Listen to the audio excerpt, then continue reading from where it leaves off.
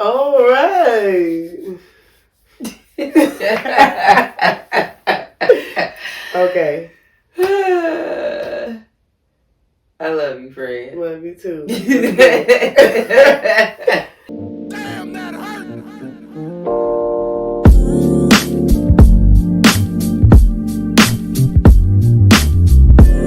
Welcome! Smoke-N-Word Potcast, episode 1. Take 1. So, everyone, welcome to Smoke-N-Word. You heard us correctly, Smoke-N-Word Podcast. The first time. Yes, a podcast about smoke and the word. Introduce yourself. So, I am Sausha P, as you all know. I am the owner of Trap Natural Premium Rolling Papers, which is sponsoring today's episode. So y'all know about Trap Natural. Boom, boom, boom, boom. We'll put some information everywhere you need to get it, you know. And I will be your host, or one of your hosts of Smoke-N-Word Podcast, along with... Dun, dun, dun. The villain in everybody's motherfucking story. The original Don Dada. Here we go. Everybody just calls me CJ. I'm so happy to be here, y'all. Welcome. Thank you for taking this time out wherever you're at, whatever you're doing, whatever space you are in. We appreciate you here. Like, we want you here. We want you to feel our energy. So, yes. What up? You could have been anywhere in the world, but you're here with us. So, that's very special. Very.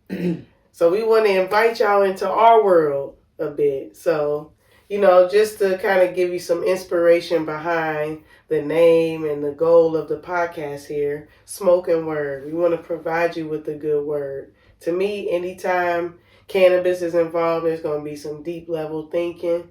There's going to be some in-depth conversation going on. So that's the vibe that we want to bring you with our podcast. Yeah, so Sasha pretty much came to me with this idea, and I'm like, who, me? You know, it's an honor to be here. I feel like we both have done a little bit of everything, you know, so I feel like we will bring a lot of good content for y'all. Conversation, like she said, things that will get deep and stimulate our minds and our psyches and get funny, get crazy. Like, we don't want this to be in one box at all. We don't want this to be geared toward one type of person or one group of people, because that's not reflective of who we are. Right. Nor is it reflective of cannabis. Like, cannabis is the great connector in the world. You can meet anyone from any walk of life. It can be some Texas Ranger out there. You know, you just don't know who you're dealing with. Texas Ranger. But for real, you don't know. It's the great connector, and I think it is. In the root of my mission, I feel like it's always connecting and community based. So, bringing back community and caring about one another, bridging that gap between others, that we're all one and the same, and we're all here with the same goals and dreams in life. So, let's do it. Let's have a good time. Let's live life. Let's expand our consciousness, and let that take us wherever we're meant to be. Yeah, so again, we're so very excited for you to be here. We want to go with the flow. We don't want to like we said, put ourselves in a box and just sit up here and ramble. Like, we want purpose, we want content. We really want the community to get involved, our friends, our family, people we know on personal levels, and people we don't even know at all, to tap in with us, give us your feedback, give us your voices, because it's not just us up here. Like, we do realize we're a part of a greater good and a much larger community. Yes. So, you want to get into the first word? Yes. So, as we say, Smoke-N-Word.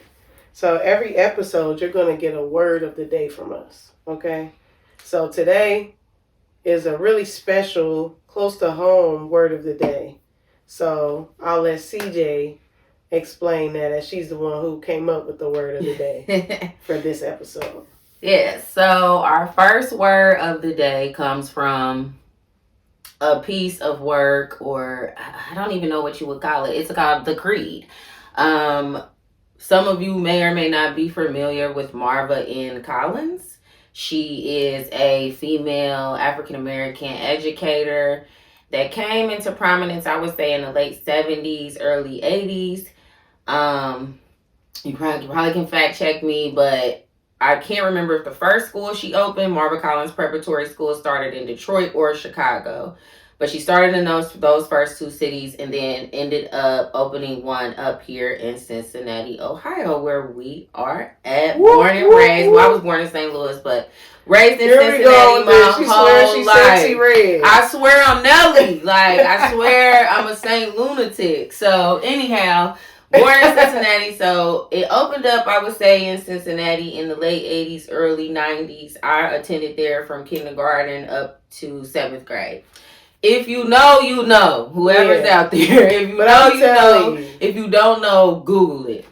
When she tell me about this school, like, I'm like, man, I wish I went there. Like, it's crazy. And like I said, anybody out there watching this episode, please tap in if you went to Marva Collins, whether it was kindergarten all the way to 8th grade, you just had a couple years there. Because like I said, anybody who went there, you smart, you successful, you is special. You is special. Like, because it just was a whole different environment to come into as a child. So essentially, it's a predominantly African American private school. We paid tuition.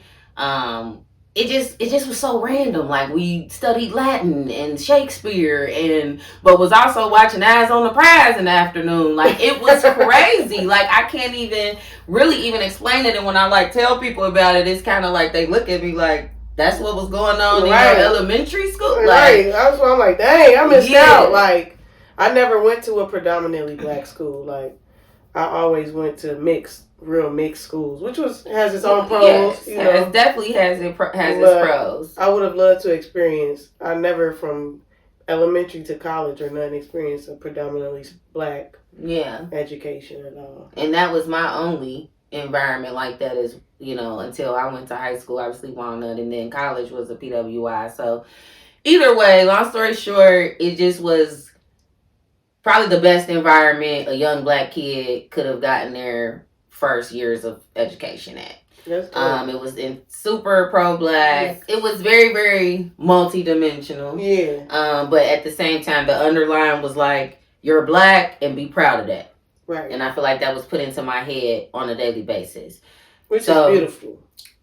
So on the topic of things we did on a daily basis at Marva Collins, we recited a creed every morning, which was me and Sasha looked it up the other day, and it was quite extensive. So I'm sure we were doing an abridged version of it every morning.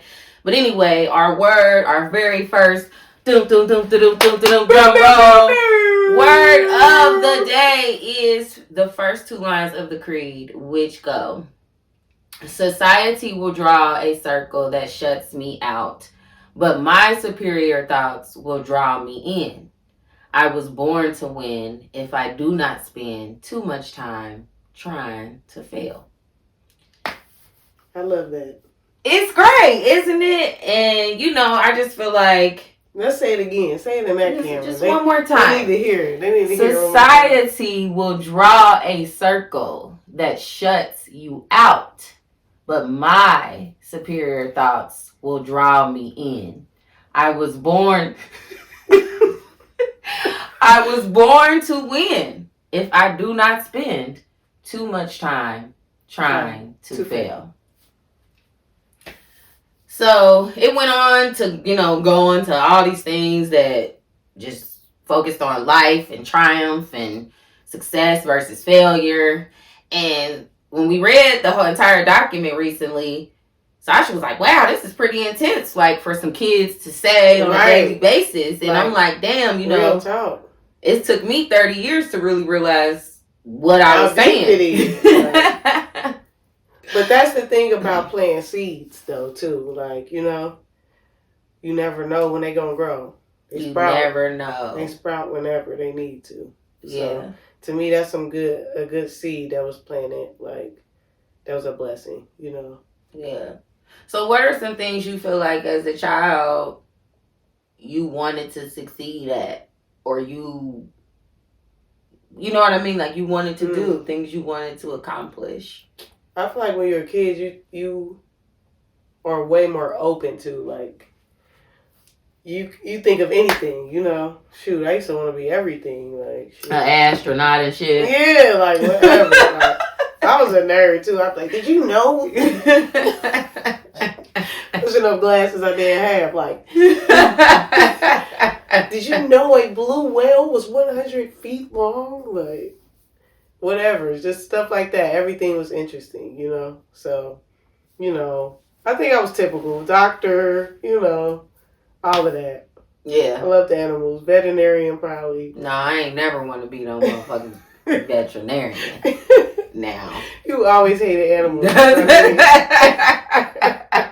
So we kind of chose that word, I would say, you know, to kind of connect it to something that we hold near and dear to this podcast, which is the stigma behind cannabis use. Yes.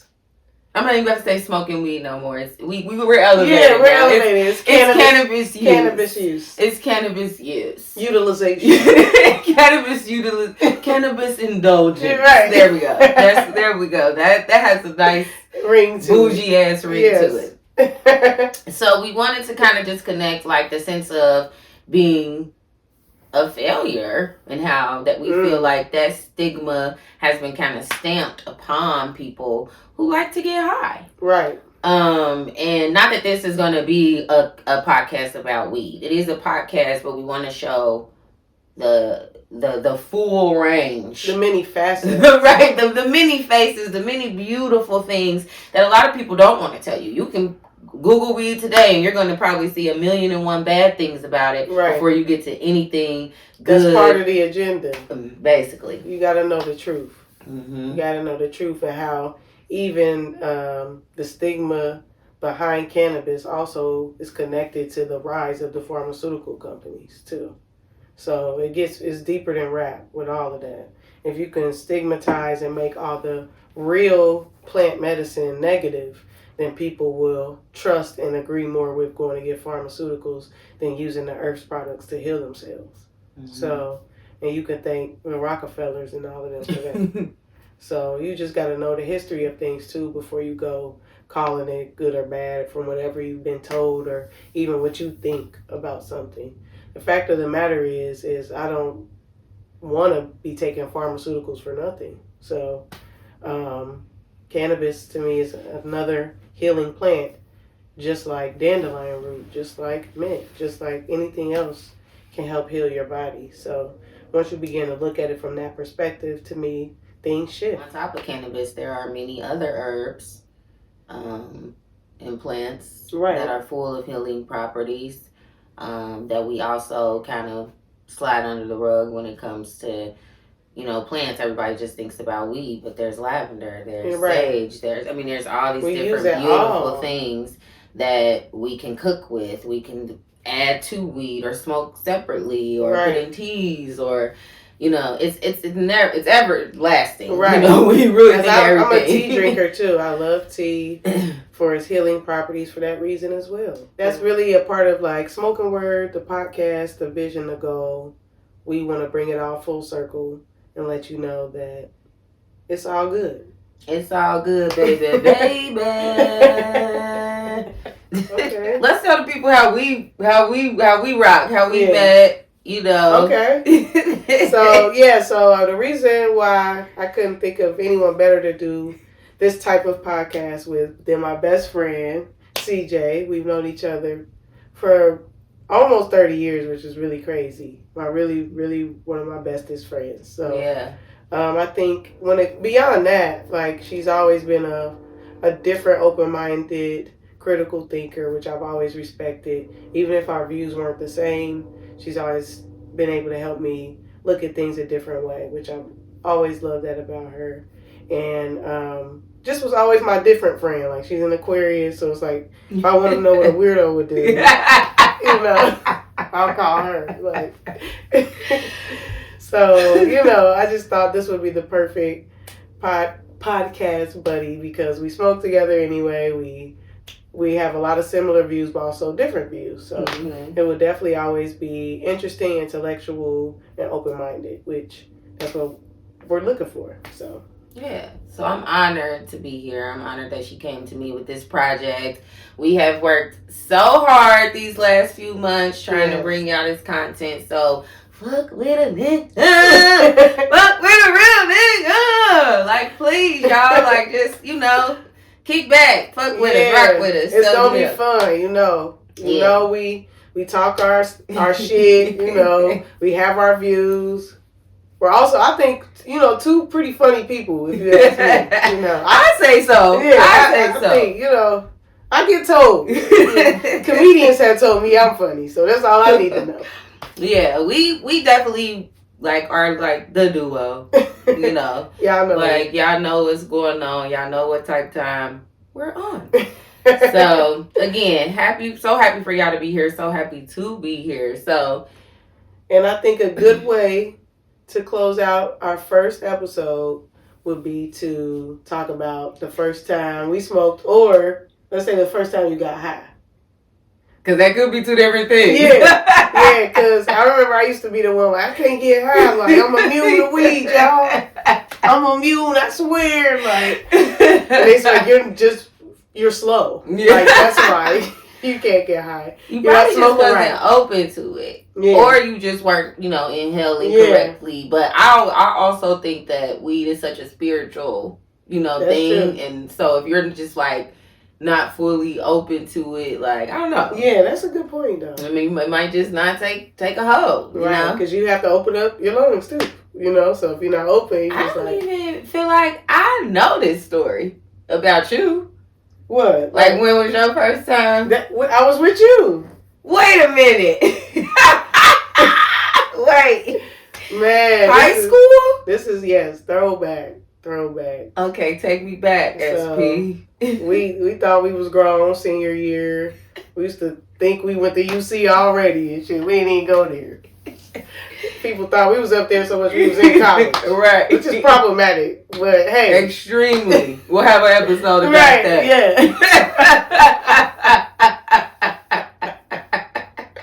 That's a whole nother conversation. A whole nother convo. But we was just about to go to some house party or something, Met up with a friend. I'm like, I'm talking stuff like, damn, I can't get high. Y'all some crackheads. So they like, man, shut up. It's like a group of us. So we all just sit down, smoke. And this is the first time I got high, for real. So we just laughing, talking shit. So they're like, all right, let's go to this party, y'all. You remember? I ain't gonna say no names, but you will remember. So we start going. You know how Clifton set up? It's a house party. You gotta find somewhere to park. It's all house parking, small streets. So you might not find up spots. So we ride around looking for a spot for I don't even know how long. I'm not even gonna hold you. To the point where our homeboy had went in the party. And came out and was like, what is y'all doing? He was like, we parking. He was like, y'all still parking? An hour had passed. It had to be an hour because he had already turned up and left.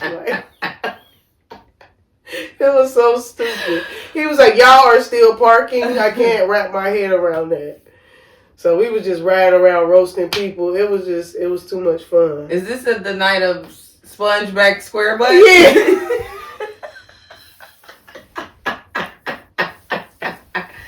God bless her soul. Oh man. There was a Caucasian woman standing on the corner near Hughes, and she was of an unfortunate stature. Right.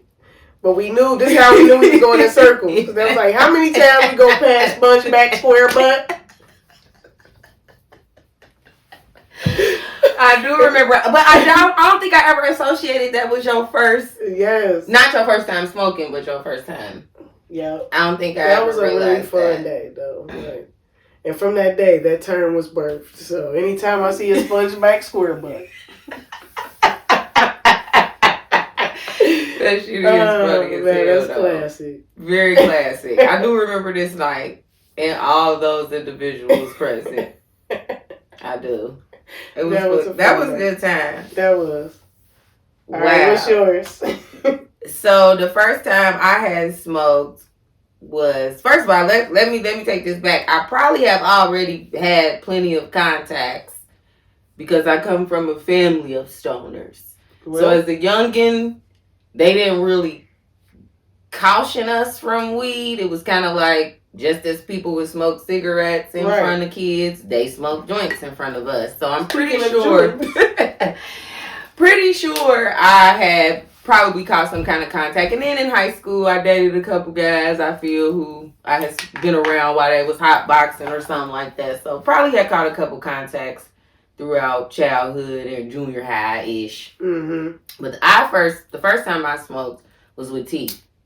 And we smoked out of a little bowl. What up, T? What up, T? If you know, you know. Again, if you went to Walnut Hills, you know who T Wise is. So I just remember smoking out of a bowl. And this is when we lived in Roseline. We went to that McDonald's. It was me, her, and Kia. Oh, her crazy ass. And all I'm gonna say is time was going so fast but slow. Like I feel like I fell asleep. You know where we lived in Roseline, going around the McDonald's was a minute drive. I literally felt like we was in the car for 2.5 hours. It does. I literally woke up like, do we gotta go to school in a couple hours? Like I was lost in the sauce. I did not know what was going on. You ain't know what day it was. And I think we went home and watched the Bengals game. And then I know for sure it was a Sunday that a Bengals game was on because Kia had on the jersey and everything. But that was the good old days when the cocaine was pure. As Tora would say. Shout out to Tora too. Oh, when man. Not the coke was pure. Yeah. Bring me back Reggie. Bring us back. We got bamboozled and hoodwinked when all the rappers was like, I don't smoke that Reggie Bush. When Loud came out. Yeah, y'all ruined. We ain't know where we was headed. Now we're here. We're sick of the za. We're sick of the za. I'm not sick of it. I just wish you would get toned down just a tad. Like, why do you need 40% THC? I'm done doing that. Yeah, it's wild. That's nuts. And especially with the government hands in it now, like they can do all. Yeah, they're like, they can quantify and magnify and take out whatever they want, put in whatever they want. Let's make all these niggers. If y'all ain't seen that what? No, let me tell it. Sausha is gonna get on y'all nerves because she's a conspiracy theorist in her own little world of right. All right. So just be ready for her for that type time because the term conspiracy theorist was created by the CIA. Alright, let's start there. Next. Y'all seen that movie, Who Cloned Tyrone or whatever it was called? I still have not watched that. So now that's what they doing to the Tsar. That's all I'm going to say. I still have not watched that. You got to watch it. People still getting pervs. Going crazy over Popeye chicken sandwiches. I ain't forgot about that. Yeah, we ain't forgot about that. I ain't forget about that. But big ups to y'all if y'all ate that shit. You're entitled to compensation. Right. You gonna be in the 17th case of mesothelioma. Act now. Right. Get your attorney now. Right. Man. I ain't gonna hold you. I got one, but I wasn't tripping like y'all. See, that was the thing. She had to say, I got one. See, whenever like a million people run towards something, I have to run in the opposite direction. Yeah, y'all was banging though. It's the only thing that makes sense to me. Y'all was banging for Popeye chicken sandwiches, though. I never forgot that. They was fucking for Popeye chicken sandwiches. No. Oh my God. I'm pretty sure. I heard that. I mean, apparently them motherfuckers was good. See, but right after that, I started eating chicken. Something told me, like, stop eating chicken. I mean, I'm trying to tell y'all. You gotta. All right, I ain't gonna go there. Stay tuned for the future. My conspiracy theory. Like I said, she will not let y'all down.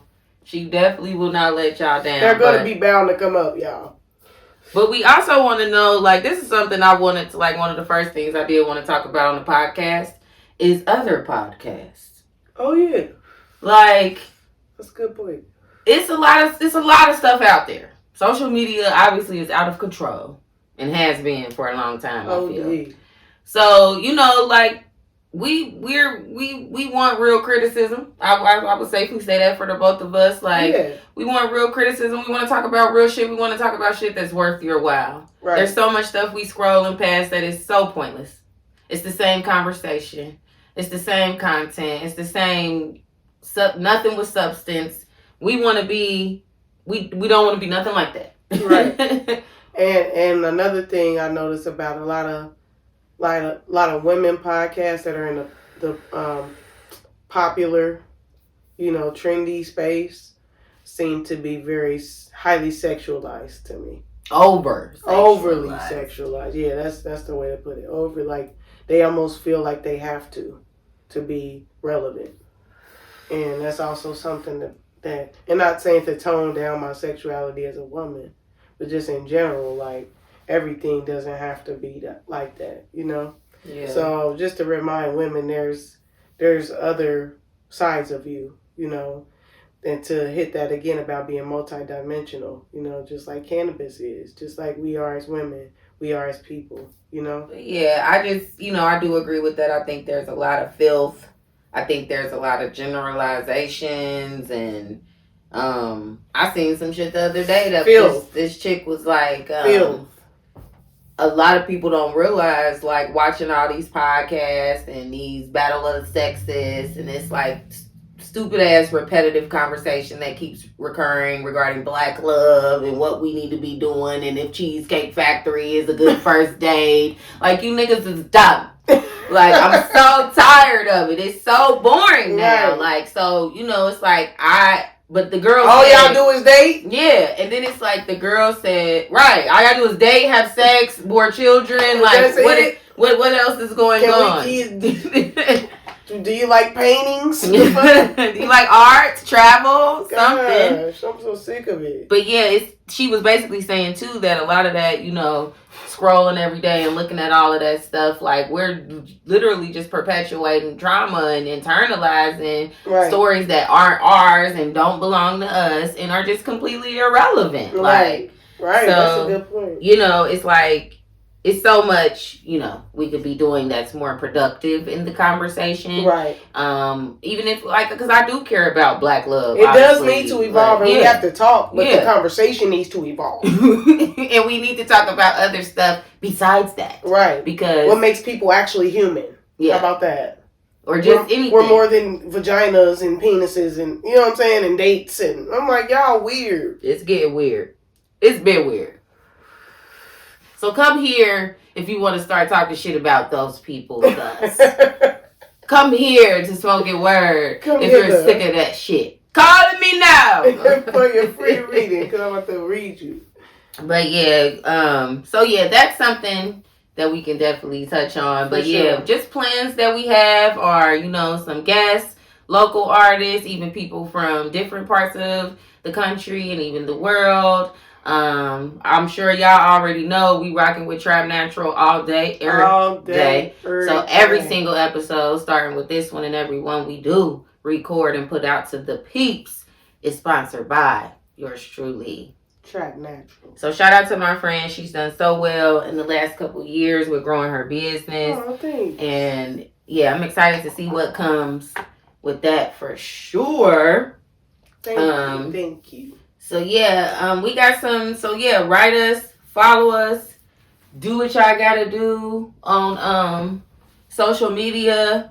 Tap in with us, send us DMs, say what y'all like, say what y'all want to hear us talk about. Y'all want to come for? You got some questions like, dang, why did Diddy? You know what I'm saying? Oh, we doing a whole. That's a whole. That could be a whole episode. That's a whole episode. Cause yeah, that's some deep stuff. But just whatever y'all thinking about, what's on your mind, but like some real stuff. You know, you need some advice.